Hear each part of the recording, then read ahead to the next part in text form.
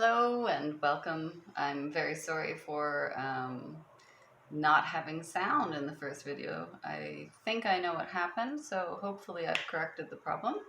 And I'm going to give you the same video with sound. So unfortunately I have to re-record it, but that's life, isn't it? So what we're going to do for this section of the video is we're going to be working on part 1 for week 8. This is working from the week 6 assignments that you gave me, and some simple corrections that I noticed were where there was some common errors. Many students, doing the same things. So what we want to do, of course, is try to fix these simple issues. What I wanted to do first is I wanted to discuss some simple tips. So tips are really easy, fast, helpful ways to basically clearly in your own mind decide how two things that are similar are different. Okay, so what I wanted to do first is talk about two adjectives, and these are really commonly confused. They are confusing. So one is the ed ending and the other is the ing ending. So I started with two examples of interested and interesting. Now, the simplest way I can think of to describe these as separate adjectives is that using the ed ending is when you want to talk about something you feel inside, your internal feeling. So often we start with the subject. For example, I am, or the cat, or whatever that particular subject is that's feeling, that's experiencing that description, whatever we're describing. So the other point about the ed ending is that it's often, I'm inclined to say, usually followed by a preposition. So most often I find it's momo in or momo by. So I've given you some examples here. The first one I started with is probably the most common that you'll be using for yourselves. So we start with the I. So I am, and then we get the ed adjective. I'm interested. Now this is always followed by in. Okay, so I'm interested in, and then you would talk about whatever it is that is a particular interest for you. So usually we want to look at topics. For example, hobbies that you're interested in. You could also talk about sports. You could talk about sports teams even. For example, I'm interested in Manchester United because you think that Manchester United has a good team this year, perhaps, something along those lines. So remember that when we're using this written or spoken, the ed reflects from the inside, your inside feeling, and it also has the preposition that it's followed by. The next one I've given you here is the cat. The cat was confused by the noise. So I'm not sure if you've seen this before, but in the case of most animals, is if there's a sudden loud noise or a repetitive noise, that animal gets confused very easily. So we're talking about how the cat was ed, confused, and then we use confused by. Confused doesn't need to be followed with by, but when we're talking about what it was that did the confusing, then we need the by. So the cat was confused by the noise. You could also use it for yourself. I am confused by Donald Trump. You could possibly use. Anyways, you can use it with anything that makes you feel a little bit confused about what's going on. I don't understand this issue or that issue. The third case I've given you here is bored. And what I did is I tried to use a comparison. So I used the same basic adjective for both the ed and the ing to try to give you a feeling of how to use them, the same root, but in the ed-ing ways. So we were all bored by the presentation. So again, if you're bored by something, the feeling is internal. You can describe it as for you and your friends. You can talk about you and your family. We can reflect whomever you wish. So we were all bored. If you just end there, that's fine. It just shows that everybody's bored, but it gives no detail. So if you want to explain what it was that bored you, we add the preposition. We were all bored by what? We were all bored by the presentation. We were all bored by the TV show. Maybe someone shows a TV show and everybody, bleh, this sucks. We were all bored by the movie. Perhaps you went and saw a movie, you had heard the movie was going to be very good, but in actual fact, it was quite boring. So we were all bored by means the internal feeling of all of the people who were there with you. The fourth example that I've given you here is all the students were excited by the free food. So I was thinking about, for example, if we had sports day, because sports day would have been in this week probably, or last week. For sports day, often when the sports teams get together, then there's like a little party afterwards. Everybody has some food and, drink together. So it's usually quite fun for students. So when the students were talking about it, they were all excited. And again, if we end with excited, that's fine, but it gives no details. So we want to explain what it was that excited them.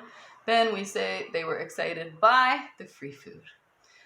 Excited for free food could also be used. But anyways, point being is still those two major points. So these are internal feelings. All of the students felt that. They were all excited. And the second is that we follow with the preposition. What was it that excited them? It was free food. Now, we're going to switch over to the ing, adjective use. And again, this is quite confusing, so if you don't get it immediately, don't worry about it, but it's something you should be trying. So at the end of this, what you should try to do is you should try to create your own examples for each of these. Not copying my examples, but using your own. So for interesting is when we're talking about something or someone outside of us. And this is often used at the end of the statement. So I would follow these if you wanted to add more detail with because. So I've given you the examples here. So I tried to use the same basic examples. So in the first case, I am interested in photography. We're talking about the inside. I'm interested in that thing. But if we flip it and we talk about it, we talk about photography, then in this case we switch it to photography is momoing, interesting. So again, I've switched it and reversed it, so we're now talking about the noise. So the noise was confusing for who? Who was confused? The cat. So the noise was confusing to the cat. The presentation was boring, so again, our focus is on it. What is it in the sentence? The presentation. So the presentation was boring. Why? If you want to add the details, then you would say because. The presentation was boring because it was too long and we just sat for the whole time.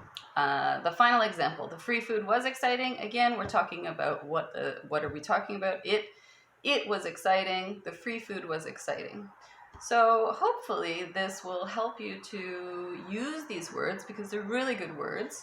And there are many examples of these adjectives, but I have noticed many students using them and they tend to switch them. So check and see. If it's an I subject, then we're using ed, and you're talking about the inside feelings of someone or something.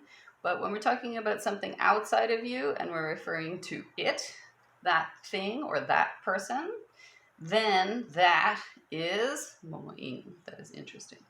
So hopefully that helps out a little bit. And we're going to move on now to slide 4. So we're going to take a closer look now at some simple corrections that I got from your assignments. So what I'm going to start with is one example that I took, a student's assignment. And the writing is actually really nice. The writing is good. There's good adjective use. But there are some really simple corrections in here that would make this a much better piece of writing. So what I'd like you to do now is to pause the video and see if you can figure out maybe 5 or more mistakes that you can see here that are simple, but these are also common mistakes.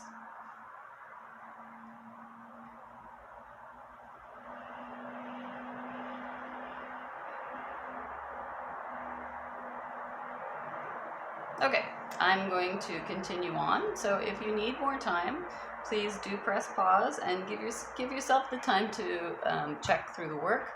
I know that nowadays, because often we are using video, and maybe you might want to whip through your homework and whip through assignments, which means go really fast. But actually, you're much better off taking the time and giving yourself enough time to think about that, whatever it is that you're studying, because remember that it takes time for us to, first of all, ingest, to kind of take in the information, and then you want to be able to access that information in the future.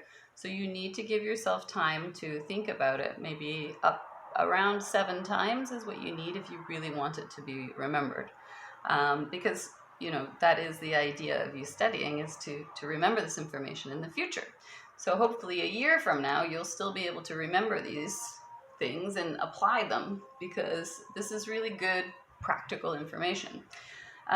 So did you find these mistakes in that piece of writing? So first of all, again, the information in the English overall I thought was quite good, but we have simple problems which make the piece look bad. And we don't need to do that, because we have already studied this. You should know this by now. We're in week 8. So first of all, the title is spelled wrong. Spelling is a really simple way for people to check how careful you are. So for example, especially for you as future teachers, spelling is an important part of your skills in English and Korean, of course. But if you can't be bothered to check when something is spelled wrong or not, then you show that you're not being careful. So we don't want to show that. What we want to show is we are careful. So if, for example, if you take a look at slide 5, you can see that there's a red underline underneath Twilight. This is a really simple way for you to check if there's a mistake or not, because the program itself, the word program, PowerPoint does it, all of the Microsoft programs do it, to my knowledge. I know Hangul does it too, but I'm not as familiar with Hangul as with Word. So when it's underlined, basically what it means is there might be a problem. So if you click on that word and then right click, it'll give you some options that are close to the way you've spelled it, or usually it's spelling. So if you find that the spelling is wrong, you can find a simple solution immediately. Do check, because it's part of the program, so it's a really easy way for you to check yourself. Next, the other big issue that I had with this is that it's not in a paragraph shape. So what I wanted to point out once again is, when we're writing at university level, then we want to be using paragraph form, okay? So the paragraph should begin with an indent, which was also missing. Remember that the indent shows that you're beginning a new topic, that you're beginning a new paragraph. And then as we go along and we have our first period, the second sentence comes immediately after the first. And if you take a look, we get this nice, beautiful block shape, which I call a paragraph shape. So we didn't have a paragraph shape. Instead, we had a separate sentence. So try your best, please, please, please, to use paragraph shape only, because that's what we're working on. We're working on paragraphs, and we're going to be using them when we move up to essay level. The other thing is that in the first sentence, it started with, I like this book because it is really suspenseful, and this book is read well. Okay, so this book and this book, actually you should be introducing the book again, because although it's in the title and the piece of writing itself are separate, so you should act like the title is not there and introduce it actually again. This book is read well. I'm not sure what that means. This book is popular, maybe? Many people like to read this book, something like that. Anyways, not talking about those issues. These are general issues. So there was no book title in the introduction. The other thing is, do you remember that part of our focus for the past couple of weeks has been transition words? So the transition words basically are what we use to show that we're moving from detail 1 to detail 2. Transition just means change. So transition words that we used were like to start, to begin. For detail 2, we used next, then. For our final details, you can use something like last or lastly or in conclusion. You know, these are useful words because they show the reader, or you can also use them in presentations because they also help for presentations. They show where you are in the presentation, they show where you are in the piece of writing. So people know, oh, okay, we're at detail 3, we're almost at the end of the piece of writing, we're almost at the end of the presentation. Finally, the other, simple issue that I had with this piece of writing was that the piece of writing itself was too short. Your assignment was 4 sentences. Your assignment was 10 sentences, not 4. I was given 4 sentences, so this, obviously is much too short. Remember that one of the basic reasons why I gave you that practical writing system of 2 sentences for your introduction, include what you're talking about and why, 2 sentences for detail 1, 2 sentences for detail 2, 2 sentences for detail 3, and 2 sentences conclusion. And your conclusion and your introduction sentences contain the same information, but we give it in different ways. The reason why I want you to follow this pattern is because it's a very simple, very practical pattern for you for when you're writing, and you can also use this in Korean. But also when you're giving presentations, it's a really simple, really effective way to write and to present, which we'll be talking about soon. So finally, talking about the citation. Now, there were a number of issues with citations in the assignments, but that's no problem because that's the whole point of us working together, is to find what these common issues are and fix them, right? So if you keep doing it, then I have a problem. But as long as you're correcting yourself and fixing your mistakes and getting better and better and better, that's perfect. That is what we want. So in the citation, you should have the family name first. And I noticed that a number of students were still confused about the way that names work in English compared to Korean. So we're going to go over that again in a minute. But in your citation, you should start with the family name first, and then a comma, and then the given name. So the family name should be capitalized, should have a capital at the start, and so should the given name. In this case, we did not have a capital for Stephanie, but you should, okay? So once again, these are simple mistakes, but as long as you focus on what's going on, you focus on what you've done, analyze what you've done, then you can see simple ways to fix your writing and make it better, better, better, better, better.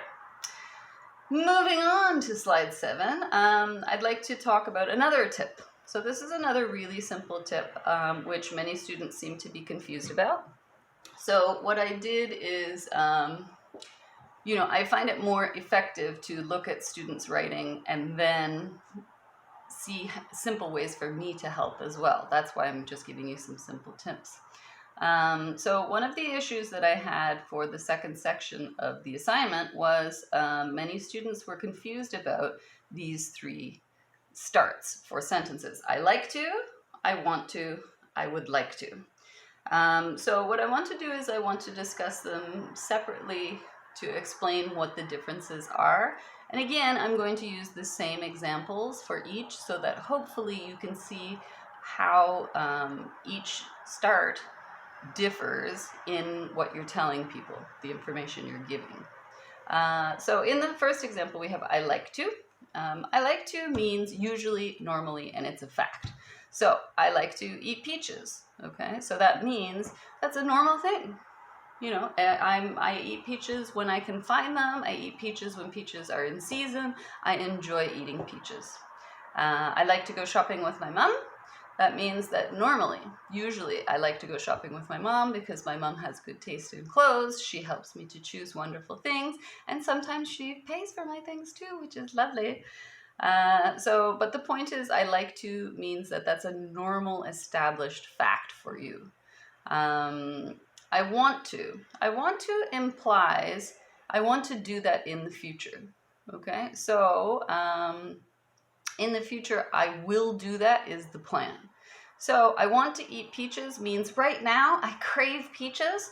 So maybe in the future I'll get some. Okay, but it implies that you have that, you want to do it. So in the future, you're probably going to try to do that. I want to go shopping means maybe I don't have the money, but I would like to. That would be what I want to do. Right now I want to go shopping, so maybe in the future when I get some money, I will.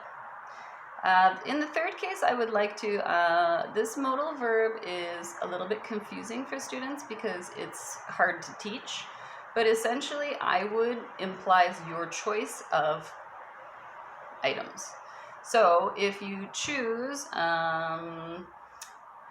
peaches, plums, cherries, bananas, strawberries, which would you like to eat means what is your choice. So if you say I would like, it implies this is my choice. So often you'll hear this, for example, if you go traveling overseas and English is the first language or English is the middle language, which is more common, you have people asking, would you like tea or coffee? Because usually a meal includes tea or coffee at the end. So what it means is, which would you like? Choose one. So I would like coffee. I would like tea. I would like just implies what your choice would be. My choice. My choice is mon. So I would like to go shopping with my mom. What this means is you could go shopping with your grandma or your grandpa or your dad or your mom or your brother or your sister. So who would you like to go shopping with? Who would your choice be? If you could choose from all of these lovely people, who do you think would be the most fun to go shopping with? So if your choice is your mom, then you would say, I would like to go shopping with my mom. And what that means is not my grandma, not my grandpa, not my dad, not my brother or sister. My mom would be the person I would choose. So try your best to make sure that the language you're using is the language you're giving the information for. You're communicating the correct idea that you wish to communicate. So one more time, I like to means usually, normally it's a fact. I want to means I feel like that right now, and maybe in the future I'm going to do that. And I would like means out of the choice, this would be my choice. So I'm hoping that that's clear for you. Again, I always like to reiterate this, but if you ever have any questions and you're unsure about something that I talk about in the videos, or perhaps that you see on the slides, don't be shy. Send me an email and ask me what you're confused about, or what is perhaps an issue for you, something that you have seen and you're not sure about.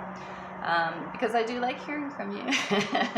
And this semester has been a bit difficult for us because we haven't been able to meet. But safety first, we have to be careful. And of course, the most important issue for us is making sure that we and our families are healthy. So we have to try to be strong and be patient. We will vote in the future. My plan is for the next 2 weeks we'll stay online, and then I'll give you a chance to vote and decide if you'd like to return to classes, or if you want to do online classes like Zoom, or if you want to continue what we have been doing each week with our assignments and videos. Moving on. So slide 8. We're moving on to slide 8. This is simple corrections 2. So what I've done is I've taken some small issues that I found, but they were repeated. So these are just examples. I'm not particularly choosing one student for any reason. They're just, when I see, essentially once I see it probably between 5 and 10 times, then I see, okay, this is a common issue, and then we talk about it. So please pay attention to this, because self-analysis, looking at your own work and correcting your own work, is really important. That's an important part of our work together. So what I'd like you to do is pause the video and see if you can find at least one mistake in each of these sentences.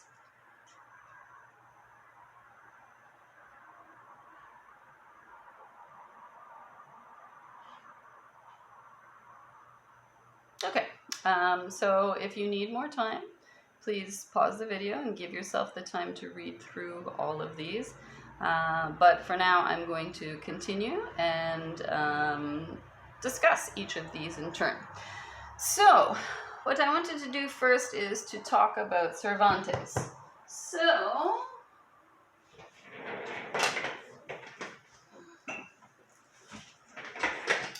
now, you know, one of the problems with citations is trying to figure out what the author's name is. So, for example, here we can see quite clearly what the author's name is, and it's in English style. So we know that, if you remember, that in English style, the given name is first, the family name is second.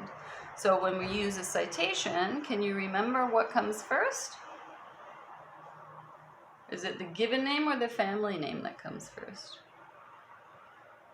I'm hoping that what you said is the family name comes first, and we should have a capital letter for the first letter.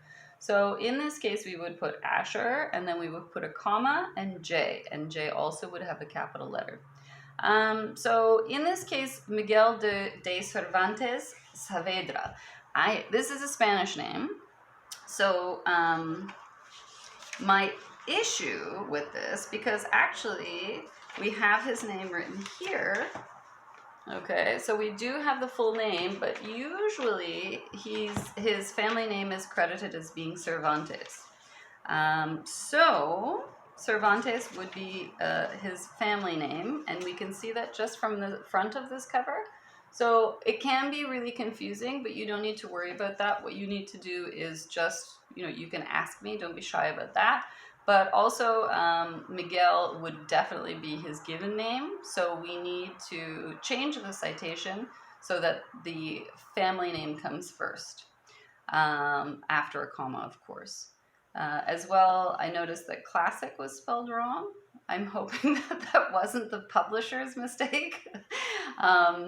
This is a really, really simple way for you to check if a publisher is a good publisher or not, is, for example, like that. If they have spelled their own name wrong in English, they're probably not a trustworthy publisher. So do be careful if you get books from companies that spell their own name wrong in English. Number two. Okay, number two I've been thinking about quite a lot. This was a great book. I also read it. I really enjoyed it too. I think that the issue that I have with this is latest. So if you say The Children of Men is the latest book I read, I would say the issue is when did this happen? So we know it's past tense, but because you choose the word latest, it implies that you like reading, and this is the book that you've most recently read, but you're going to read more in the future. So I think you're better off using present perfect to define two time periods. So The Children of Men is the latest book that I've read. I would say it communicates more effectively your idea. If you wanted to, you could also say The Children of Men was the last book I read. And then, if we have the combination of the past tense and last book, I think that would also be effective. Number three, what we have to do here is match our subjects. Okay, so we've got grown-ups, okay, all of them, so many, many, many people. All adults were once, and then we have child. So a child, remember, is only one. And what we need to do is reflect that all those adults at one time were also children at one time. So we need the REN, plural for children. Number 4, this was really common, and it's, this is something important because it is your school and you should be able to explain your school name in English. So when we're talking about national universities of education in Korea, actually there are a number of them. There's some debate over how many.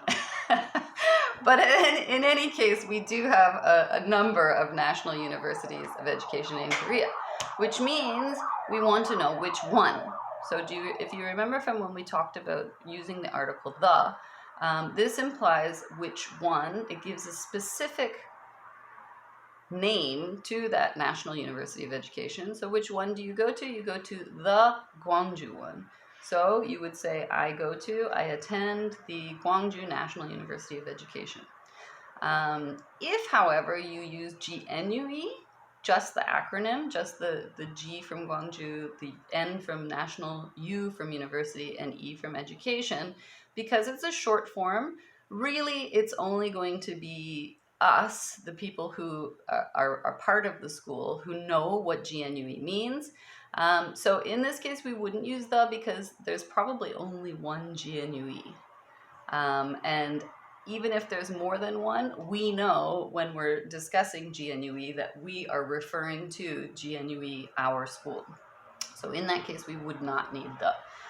But if you do want to use the full name, then which National University of Education do you attend?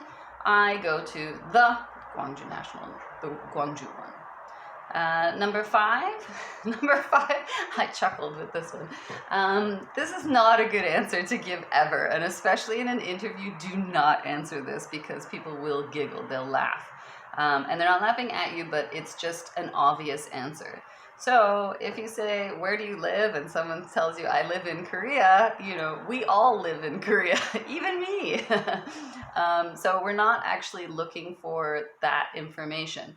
What your audience is looking for, you have to decide on who they are and what level of education, basically, that they have. So if you say, for example, if you attend a like a special education, maybe joint venture program, something like that for the summer, and there are a number of students from a number of different countries, and someone asks you where you're from, then you would say, I'm from Korea, and I would specify South Korea because North Korea gets much more publicity, so they'll jump to the conclusion that you're from North Korea, maybe. But when we ask a question about where do you live, it means currently. And currently we all, we've all been working together all semester, so we know we all live in Korea. So the information you should be giving is more detailed. So for example, what city do you live in? Or what town, what province do you live in? These are the ideas that we would like to hear about.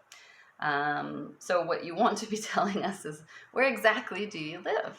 Now, of course, we don't want the street information. You don't want to give too much detail, but we want to get a better idea of who you are and where you're coming from, okay, where you live normally.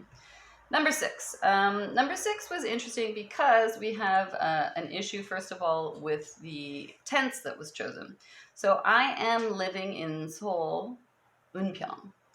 So I am living means right this minute, but because you chose the present continuous, what it implies is that you weren't before and you're not going to be in the future. So if you move a lot,